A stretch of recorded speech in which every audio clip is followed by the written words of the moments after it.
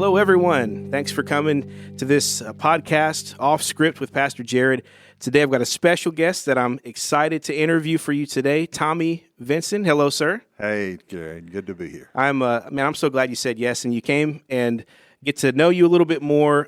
We know you a little bit at Kirby Woods. You spent some time with us, and you're pretty well known in the Memphis area, and because of your work preaching around, I think you're almost at celebrity status, but but beloved by so many people, and that comes from a lot of the work that you do helping churches out in their time of need. When you're an interim pastor, let's start with there. You're doing a lot of interim work for the last few years.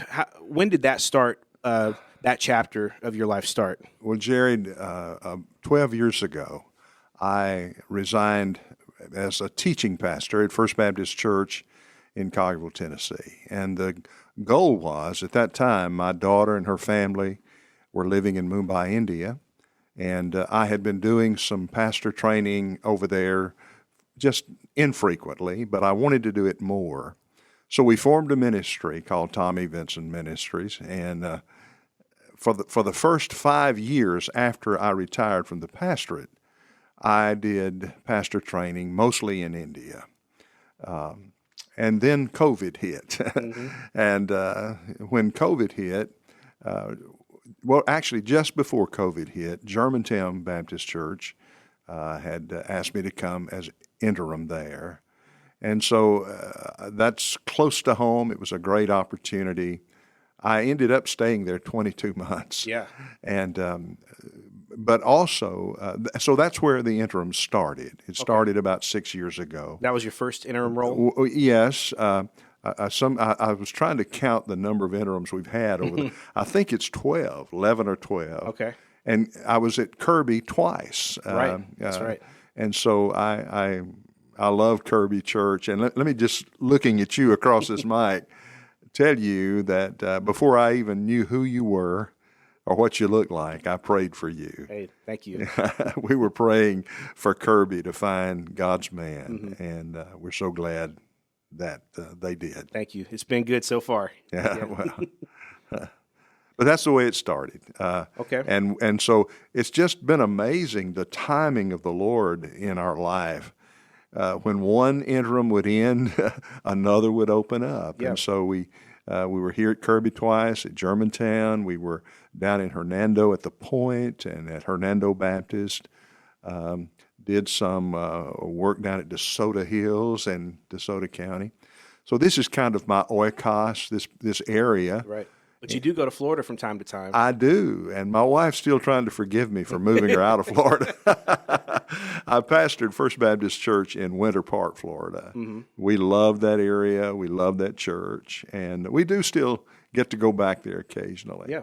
Sadly, I went down 4 times last year to preach dear friends' funerals. So, okay. But that happens, you know.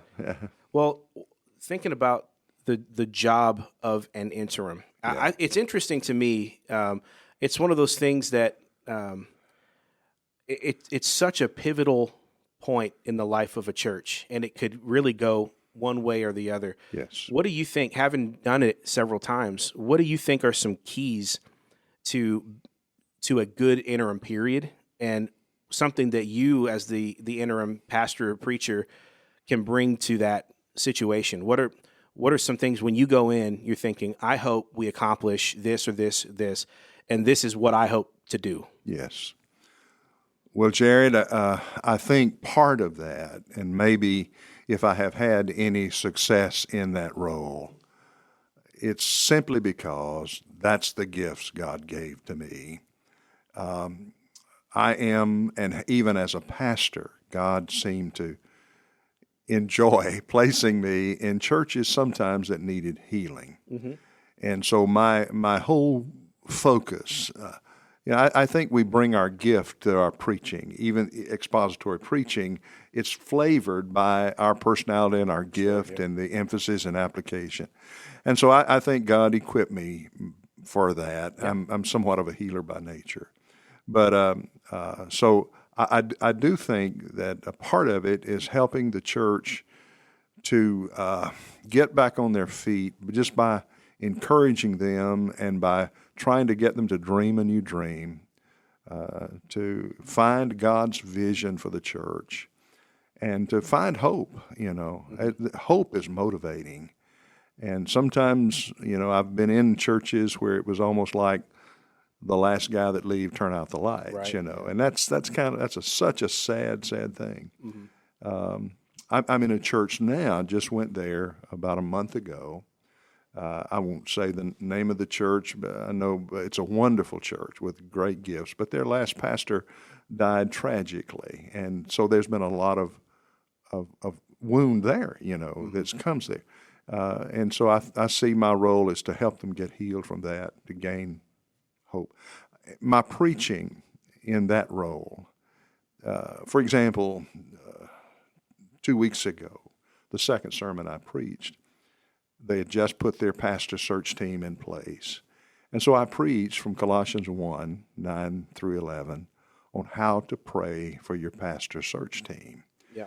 And so I view my role as a pastor in the practical aspect of equipping them and encouraging them to be ready for their new pastor. Sounds like you view that time in the pulpit as leadership time as well. You do a lot of your leading and encouraging through the exposition. Is that right?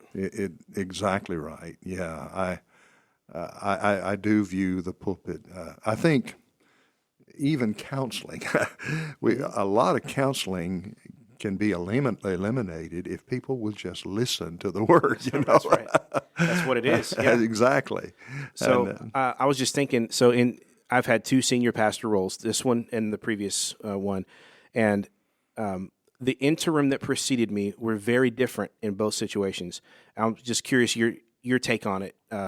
So you were mostly in the preaching role, but probably not coming in and having staff meetings or commandeering the church, trying to have the church discover, you run the church essentially. Yes. Is that correct? That is correct. And again, I think it comes back somewhat to your own giftedness. Even as a senior pastor for those 50 years, I surrounded myself in multi-staff situations. Of course, I began my ministry when I was a pastor, youth man, and everything else. Right. But once I was in churches that were multi-staffed, I tried to staff to my weaknesses. Yeah, that's great. And, I feel like God's gift to me was the proclamation and teaching through the gift of mercy. But I didn't need all mercy on my staff. Right. We wouldn't be worth a flip. Sure, yeah. But I needed some guys with strong gifts of leadership and administration, and which would come by and hold me up, and we could work together as a team. Yeah. So in that, I think that approach allows the church almost some self-discovery, and to have the leadership that in the church have to rise up and meet the challenge, and it probably causes them to flex their own muscles a little bit, which can be good, I think. Absolutely, it can be. And, Jared, one of the things I've observed, if I may say so, about you, and you and I have not had a cup of coffee or anything else, but because of my love for this church, I've followed your ministry, and I think I've made the statement to a few folks that I believe Jared is I don't know how old you are, but if you're a 40-year-old, you're a 65-year-old man in a 40-year-old body. That's right. Because God's given you the wisdom. I've watched and observed as you've come as pastor. You're wise in your leadership, and I commend you on that.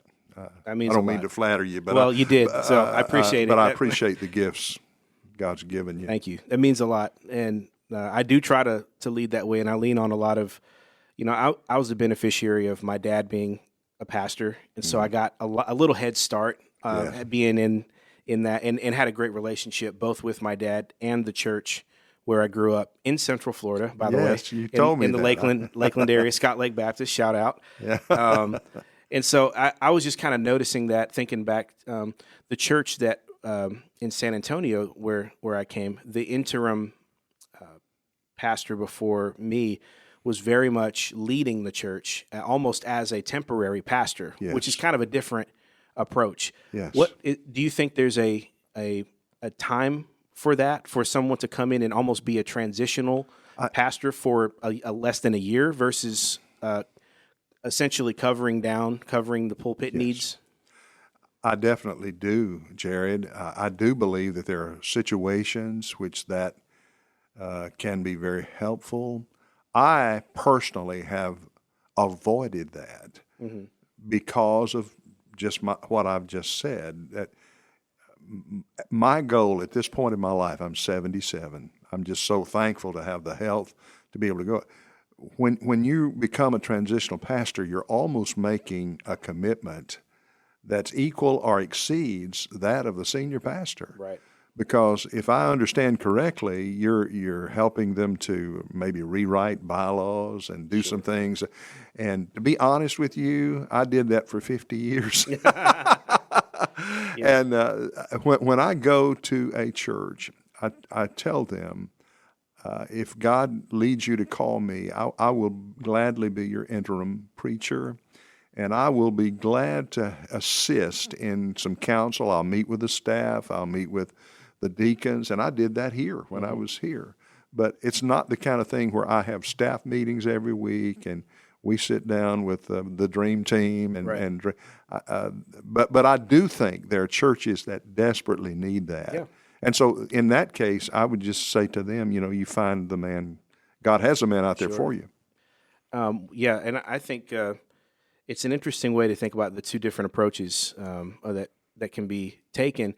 As the guy that follows, as the pastor that ends up coming, one thing that you are worried about from that side of it, which maybe you've been on that side of it too in the years past, but you actually don't want a whole lot of changes to be made by the interim that you have to live with. Because what if they're not good, and then you have to live with it? That's exactly right. So I want to help the next pastor. Right. I don't want to hurt him. That's right. See, so there's pros and cons, but so you've mentioned a couple things. Just I think we're now far enough away from some of the tumult at Kirby Woods to ask some questions like what I'm about to ask you, which is.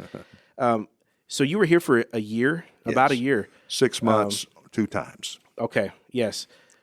Did you notice anything about the church that changed from when you came to when you left? And as far as any kind of progress or what God's word was doing in the life of the body? Because I know when you came, talking about the most recent time, it was pretty tight. Yes. A pretty difficult time. But when you left, I don't think it was that way. I think a lot happened because I was invested, obviously, from afar and kind of keeping up with the interim period, knowing that I was coming at the church. And I was hearing a lot of great things about like what God was doing through through your preaching and the word having an effect in the church body. What did you see from your side of it as far as the trajectory? Well, Jared, when I came the first time, that was right after Jim had left, and he had been here a number of years. Yeah, about 8-10 years. Had a good ministry here in many ways. And so when I came in that time, there was still, I mean, I've watched Kirby. My not connection with Kirby, but my knowledge of Kirby goes back to when this building, where this building is now, was Central Church, and Jimmy Latimer was the preacher. Yeah. And I remember I was pastoring in South Haven at Colonial Hills whenever Kirby was formed. And so I've watched Kirby from day one and admired Kirby. I mean, they've just been an amazing church. And so when I came that first time, followed Jim, there was still that element of, it's been tough. It's kind of tough, but we, there's a tremendous, there was a great core group that was still running strongly, and even though they'd gone down some, but it was still enough people here, critical mass here, that they could continue that kind of regional church mentality. Yeah. But, and so as they called a pastor, and it just didn't last long, and so that didn't have much chance to change. Right. So when I came back the second time, it was a different thing. When I came in the second time, there was more of a somber spirit. and the hope just wasn't as strong as it had been when I came first. So I think that second time was critical, just in trying to be a pulpit cheerleader. Yeah. Really, so that's what I did. I tried to, as you mentioned, lead from the pulpit. I tried to encourage from the pulpit, tried to lift their vision, and they responded. Yeah, and they really did. They responded. And I think once they began to connect with you and the possibilities of your coming, I saw that change. And so when I left, I really felt encouraged about the church, and I am still feel that same way, especially now that I've kind of observed how God's brought you here and how God's using you, and I think God's given you patience, and you're investing. It's not a just you're looking at the long haul, and Right. that's great. Good. So let's go back to give people a sketch of your life pre-ministry. So pre-pastor, Tommy, what's a sketch of who you were before you committed to go into the ministry, and then maybe is there anything from that part of your life that did affect who you would become as a pastor? Yes. Well, I was in the Air Force when the Lord called me to preach. Okay. I was an air traffic controller, and I didn't like a job with stress, so I entered the ministry. That tells you. That's how bad it is over here. That tells you how dumb I am. No, I was 19 years old when God called me to preach. I had been in the Air Force about a year, and my wife, I surrendered to preach 6 weeks before our wedding date. I had dated my wife. We met at 15. We didn't get serious until 16. So she didn't come in knowing she was going to be a pastor's wife. Well, she got 6 weeks to back out. Okay. Well, that's fair. Yeah, we got married at 19. I tell folks we would have got married sooner, but we were afraid to stay by ourselves at night. But so it's my high school sweetheart. But I did. I surrendered to preach 6 weeks before to get married. So I'm so thankful. She said, "Well, I'm still going to marry you anyway." Yeah, that's right. So anyway, I was 19 in the military when I came to understand that God was calling me to preach. And when I got out, I was in for 3 more years after that. During the Vietnam era, I spent a year and a half away from my family in Okinawa. And when I came home, I started to Blue Mountain College and started pastoring my first church in 1969. So if you do the math, that's about, in July, it'll be my 58th year in the ministry. How old were you in that first church?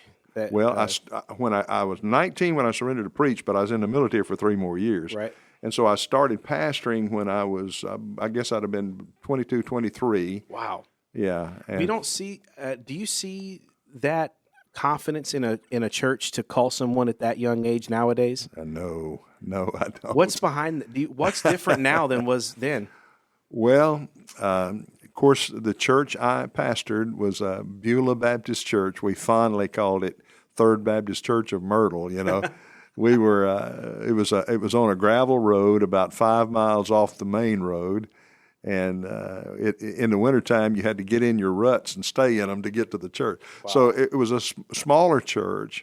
I guess they couldn't find. They were part-time when I went there. Had worship had preaching every other Sunday. Okay. And I went there, and they became full-time. So I was the first full-time pastor. Wow. And so I don't know what the issue was. I guess having been in the military, being married, and having a child, I feel like I've been an old man since I was 19. So that may have helped. I'm sure. I was looking at some stats. Every once in a while, Lifeway will come out with some statistics, and one of them was the average age of a senior pastor, and it gets older every year rather than younger. And I'm just curious. I've always wondered what's behind that. You don't see the guys in their 20s being senior. I think I'm the youngest pastor Kirby Woods has ever had. I'm 35. Yeah. And I don't. And when I came here, I was 33, and that was seen as just incredibly young. So something's happening. I know.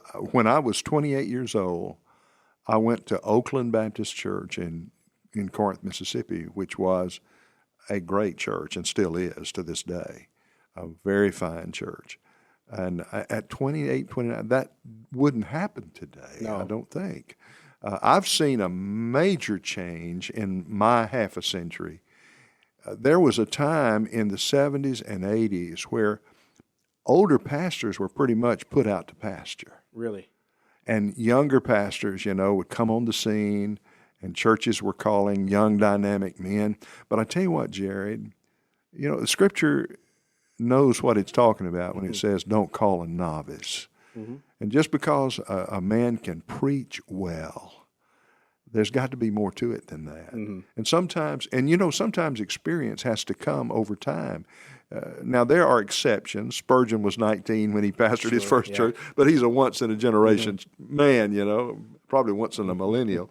But I think some churches had bad experiences with immature decisions on the part of young pastors. Yeah, I can see that. And I think they became more cautious. That's just my humble assessment, for which I'm highly proud. Yeah. Well, that's good to think about. So, give me just a little sketch of the pastoral positions that you've had, the pastorates you've had, and maybe one lesson you learned at each stop, something that the Lord taught you at this church versus this church. I know that's a lot to think about, but I usually there's something that kind of one thing that rises above the rest that defines that era of your life. The thing, the church that I just came from, I was not there a long time, but I will always be the COVID pastor there because we went through COVID and thrived during that time and had to learn had to figure out what we were going to do on the policies and our position toward what we were being told, from government and things like that. That'll forever define that era for me, that time. So I was just curious if at every stop along the way, if maybe there's one or two things that rise to the top as you think about your time over those 58 years. Well, I've pastored churches that range from the attendance of 75 to churches that run over 1,000. And I have learned in each one of those, but I began at Beulah when I was 23. That church was so incredibly patient with me, and I had a young family, and they honestly, they just took us in and loved us as family. And I was so naive. Honestly, I go back and look at some of my sermon outlines that I preached to them. Oh, don't do that. And I'm telling you, it's discouraging. Yeah. But I pastored that church through my college years, and it was kind of a place to learn how to preach. You know what I'm saying? They were patient to put up with some horrible sermons, but they encouraged me, and so it was kind of I can't think of the word I'm trying to say, but it was a place where I began to get my feet wet in learning how to put the sermon together. I had no experience with that. I'm 23 years old and right out of the military. I went there. Then I went a short pastorate 2 years at Brewer Baptist Church down in south of Tupelo, Mississippi. Again, a church running about 100, and pastored my grandparents while I was there. And so that was a church where I began for the first time to learn what conflict management is about. Yes, absolutely. Beulah was pretty much a conflict-free 4 years, But we just had some stuff to walk through. Good people, but just relationship conflicts and how to negotiate that and try to find win-wins where you can. So that was a good educational experience. I went from there to a church that overnight I was doubled in attendance and had a secretary for the first time. Yeah. I was so naive that when I went up and interviewed with the church, Oakland Baptist in Corinth, and I met the secretary, and on the way home, I said to my wife, "What does a church secretary do all day?"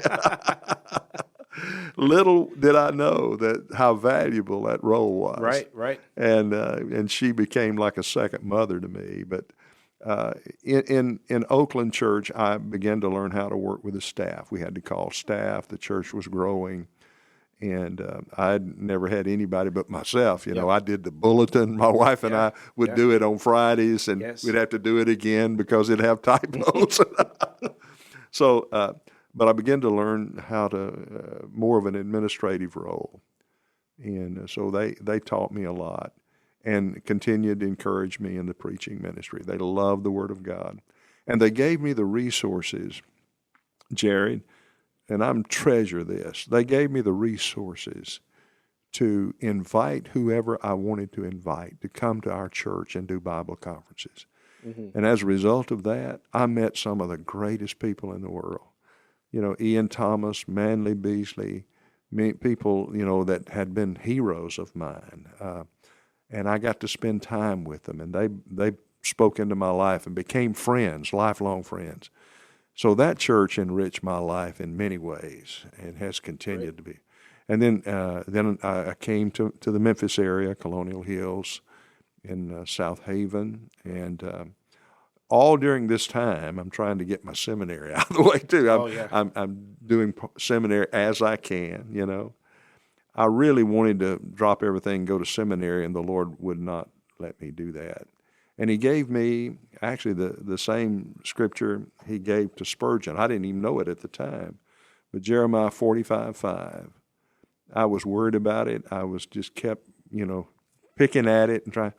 But back then, my motives were not all pure because we looked at seminary like a Roman citizenship. Right. It allows you to go into places you otherwise couldn't go. That's right. Yeah. And so my motives were really not pure, and God began to show me that. And He gave me Jeremiah 45:5, "Seekest thou great things for thyself? Seek them not, for behold, I will bring evil upon all flesh, saith the Lord." And when God spoke that to my heart, it kind of released me from that. And it stopped being the passion of my life, And I thought, and so that helped me a lot. And it was during that time at Oakland when I really went through that kind of identity crisis, about finding out who do I want to be, and and why am I doing this? Without giving more forethought to it, I'm probably rambling on answering your question, but That's good. But really. It's been every church I've been in. It's been an educational experience for me. I've learned a lot, but this last role that I had was just from God, right out of heaven for me. I actually reversed the roles of what normally happens in a pastor's life.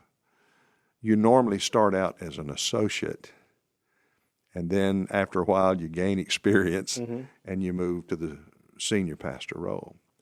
Well, I was senior pastor at First Baptist Church, Winter Park, Florida, and Dr. Chuck Herring and I are close friends. We were prayer partners when I pastored here at Leawood before I went to Florida.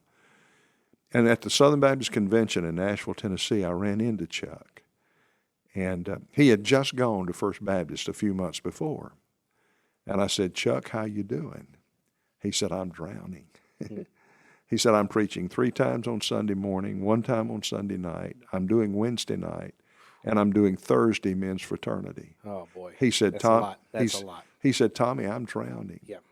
He said, "I need some help." And he said, "I haven't got time to train a guy.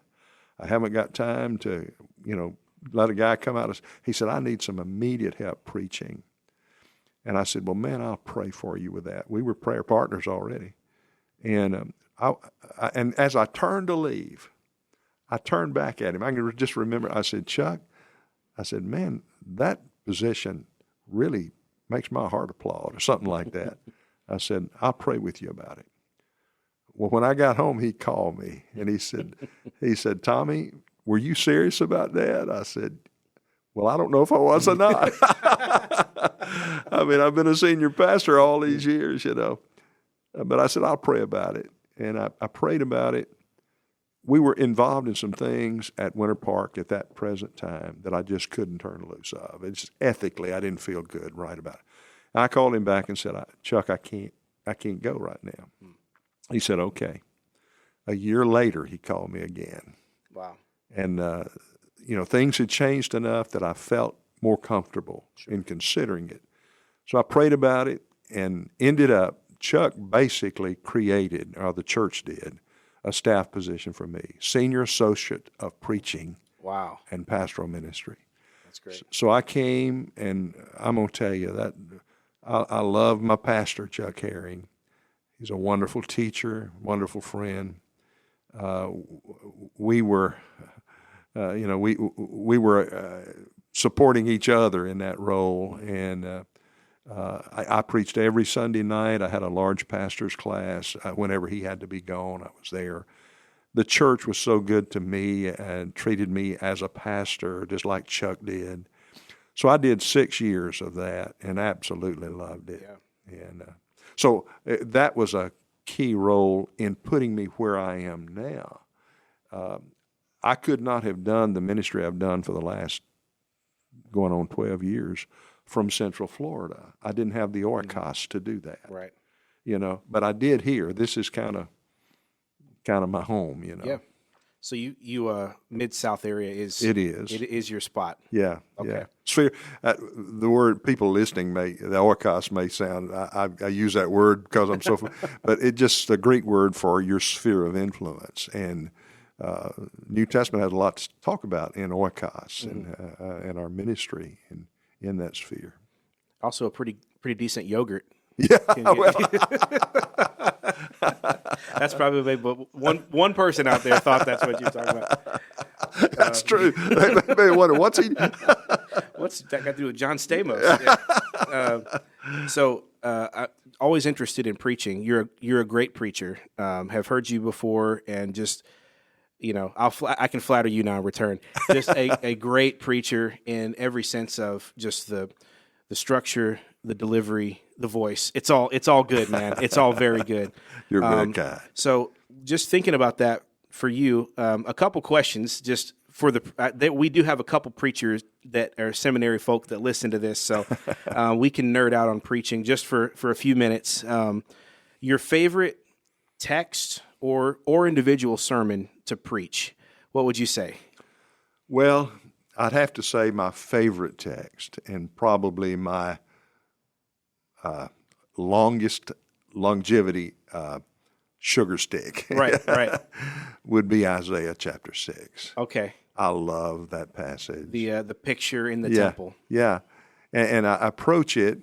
I go back. Sermon ideas come from all over. This sermon idea came back in the 70s from listening to a man preach on a cassette tape, and it was just an idea that dropped in my mind. I'd never looked at that passage through those eyes, through that prism, and I began to ask the question, what did Isaiah bring to that worship experience? And he brought a broken heart in the year that King Uzziah died. He brought a bent knee, holy, holy, holy. He brought he brought an outstretched hand. He said, "Here am I, send me." And so I began to put all that and think about. That's good. If you bring that, then what can you take home? If you bring a broken heart, bent knee, bowed head, and open hand, what can you take home? Well, you can take home, the voice of God ringing in your ear. Then I heard the voice of God. Right. Yeah. You can take home a sense that your sins are forgiven. And so anyway, that's my, I just preached the sermon. That's to you. good. Yeah. That's But good. that's my sugar stick. My favorite series is, I brought you that little book. Yes, thank you. The Romance of Redemption. I fell in love with a woman even after I'd gotten married, and her name was Ruth. Yes. I fell in love with the Book of Ruth. When I was in college, I had a Presbyterian. It's funny. A Presbyterian church was having revival, but it was a very conservative. That is funny. It is funny. Just kidding. But in this case, it was a PCA. It was a very conservative Presbyterian church. Their pastor had gone to Columbia Bible College, was a great preacher, and he kind of discipled me. And so I went to their morning services at like 7 o'clock in the morning, and Major Ian Thomas was the teacher, and he taught on the Book of Ruth. And I'm telling you, it did something to me. It gave me a love for that book that I've never gotten over in 50-something years. Awesome. We just preached here at Kirby on Rahab, and just got to touch that genealogy just briefly, but just to remember, it's really not that far off. I mean, it's right there, and in the same family of the Moabite. Ruth was a Moabitess, right? And right in the same family of Rahab. It's so much. And then if you go up further, Tamar and Judah, kind of it's an interesting story. It's kind of a checkered genealogy, is it? It sure is. It gives hope to all of us. Yes, yes. Okay, well, so I'm gonna do a fill in the blank here. I got two of them. The greatest living preacher today is who? Wow, man! If you'd have asked me that, 15 years ago, I'd have had an immediate answer. I loved Adrian Rogers. I loved him. So we can go ahead and say, so of all time, would you say Adrian Rogers of all time? I've got two. Okay. Adrian would be one of them. But I guess, even though I loved Adrian and I loved his style, the preacher that taught me more, and that just being around him and hearing him over the years, was Ron Dunn. I absolutely. I've seen his biography in the library, and I've not read it. Sounds like I need to. Listen, if you've never listened to his sermon on Chained to the Chariot on YouTube. Okay. And I'm saying anybody listening to this, it is, I'm telling you, it'll be worth your time. Ron Dunn. Chained to the Chariot. I don't even know him. I feel ashamed. I don't even know who that is. He pastored in Texas back probably when you were just a little boy, or maybe before you were born.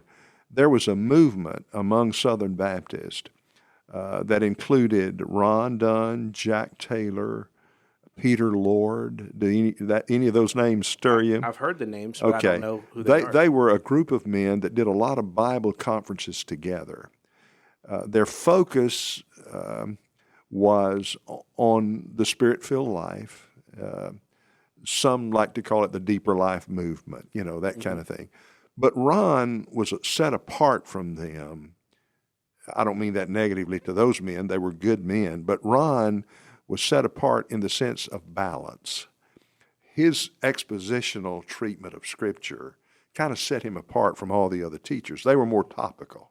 Mm-hmm. But Ron would take a text and break it down, and when he gets through, you just say, "Man, I wish I'd have thought of that." You know? Right. I'd encourage you to listen to some of his stuff. Yeah, absolutely. Well, I definitely will now.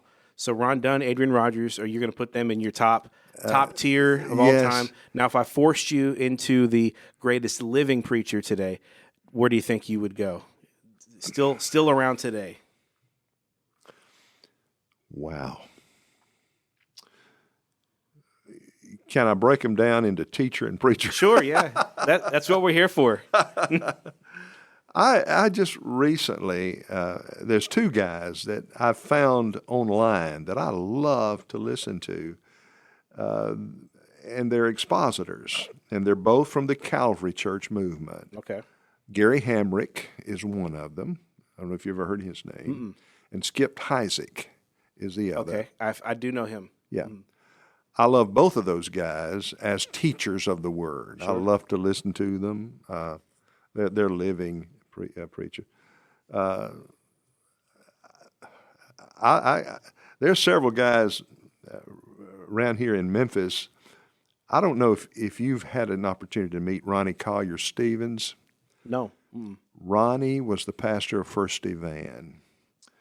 He left First Evan and went to pastor in Moscow, Russia. Oh.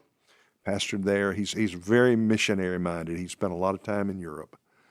He came back, and now he's the associate pastor. He's retired like me at Harvest Church. Okay. And during this critical time that they Right. almost lost their pastor, Yes. and Ronnie has been a very strong leader in the pulpit and others.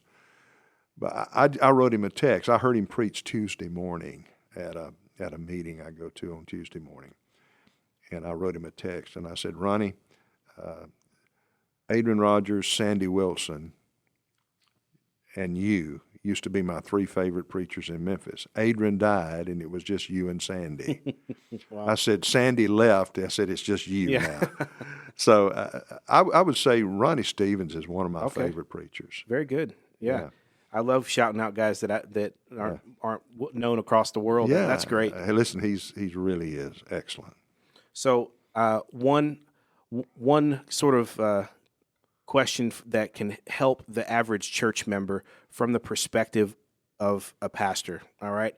If you could tell the average church member something about what it's like being a pastor that they may not know, what would it be? And maybe how can a church member support their pastor the best? Yeah. So you having been on that side of it for quite some time, if you're speaking to what would you say to a member that you might not say if you were the pastor, because it would be self-serving? Yes. But you would say to members listening to the podcast to support the pastor that they have or know about what it's like. Well, the thing that comes to my mind is that I think oftentimes church members do not realize how a word of encouragement what that can mean to a pastor. And I don't think it's always because they're not blessed or they're not encouraged in some way by his ministry, but I think it's the matter of neglect. Just whenever they feel a sense of blessing from the Lord through their pastor, tell him so, encourage him. But I think a couple of things is just to consistently pray for him and let him know that you are praying for him. Listen to him. Show up. Take a note. Yeah, that's one of the sermons I preach. Is I do this after they call a pastor, and it's usually my last sermon there. Is how to make your next pastor a great preacher. Yeah, hey, that's a great idea. That's great. And I preach from James chapter 1 on how to listen to a sermon.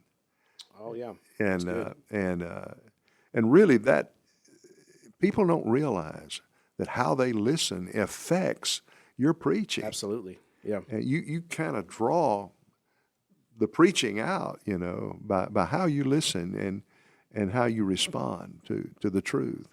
And of course, that's the whole first chapter of James. The whole chapter is about how do I respond to the truth. And, be ye doers of the word, not hearers only. And that word for hearer is the word we get auditor.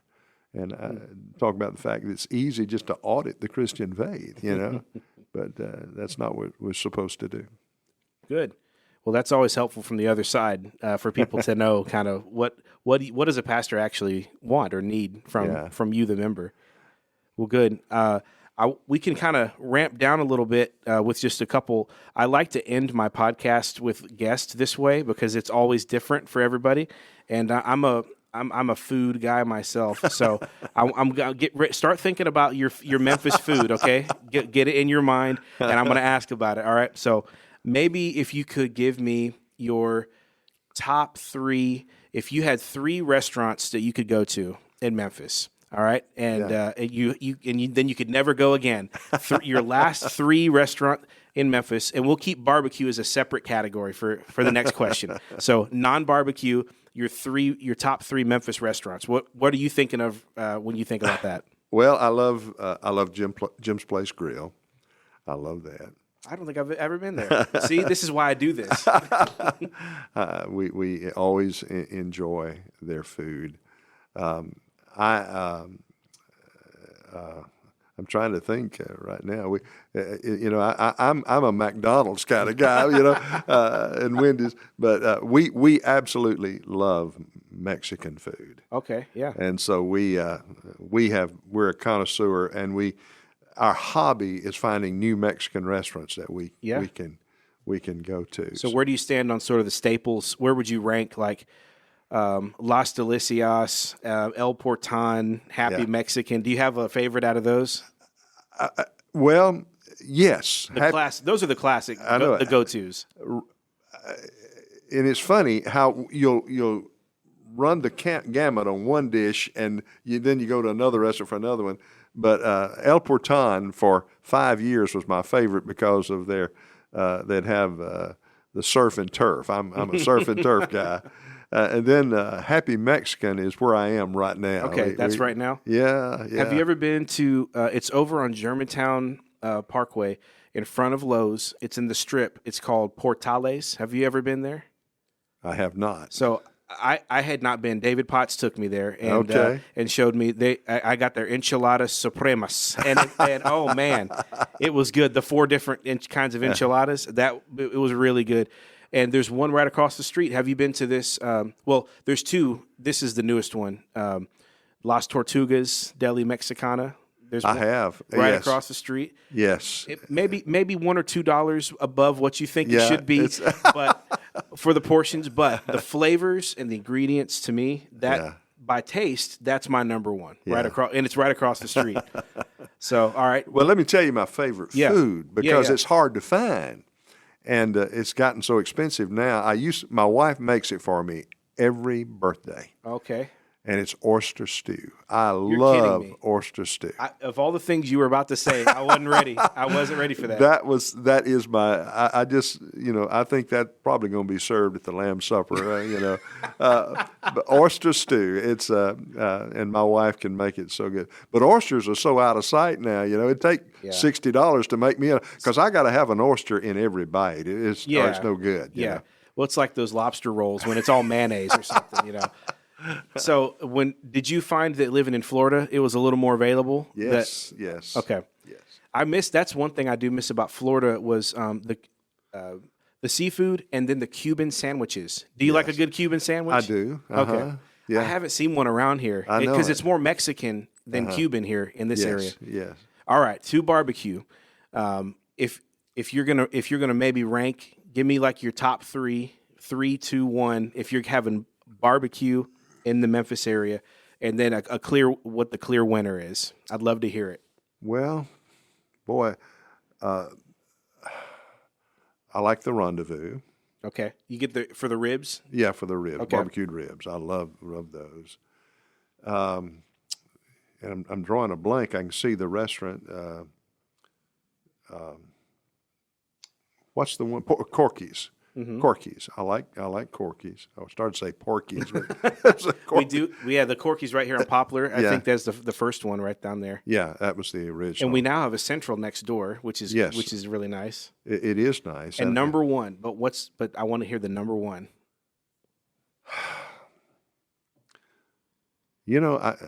Other than those 2, I don't eat barbecue that much. What's your number 1? My number 1. It probably, like you said, will change from time to time. Yeah. If I'm getting, I like a lot about Central. So I am a Central guy. If for volume, I'm going to Central. I'm going to go get my pork at Central. They have great wings over at Central. They have a great bologna sandwich. I'll get their fried bologna sandwich with the coleslaw on it. Now, there are some times when I like to go over to One and Only Barbecue, and I think they're underrated. I've never been there. Really? So there's a small one. There's a few. There's a small one, though, right here on Kirby and Poplar, kind of behind Yeah. kind of behind it where the FedEx store. And they're smoked chicken drummies, ladies and gentlemen. You never think you're going to go in. I went in with a buddy of mine a couple months ago. He came to visit. He was from out of town. And he said, I want to get some ribs in Memphis. And so we went to One and Only, and I said, now look, I'm going to tell you right now, you're going to order the ribs, and I'm going to order these drummies. And by the end of this thing, you're going to be asking me for my drummies. And that is exactly what happened. The smoke flavor was so good. It was that's what I get when I go over there. Yeah. Now, when I'm looking for ribs, I do like Tops. For whatever reason, I know they're a little bit more of the chain, but I do like Tops ribs. And, so for whatever reason, those are just my flavors. Well, when I was interim here, on several occasions, we had opportunities to go to Central and eat. And that was kind of my introduction to Central. But I do like Central very much. Yep. So I guess I just wasn't thinking about it. But I would have to add Central into that third row there. And I will go down to the Germantown commissary and get me some pork nachos. Oh, I will okay. do that, crunch it all up. I haven't had that. That's pretty good, too. Yeah.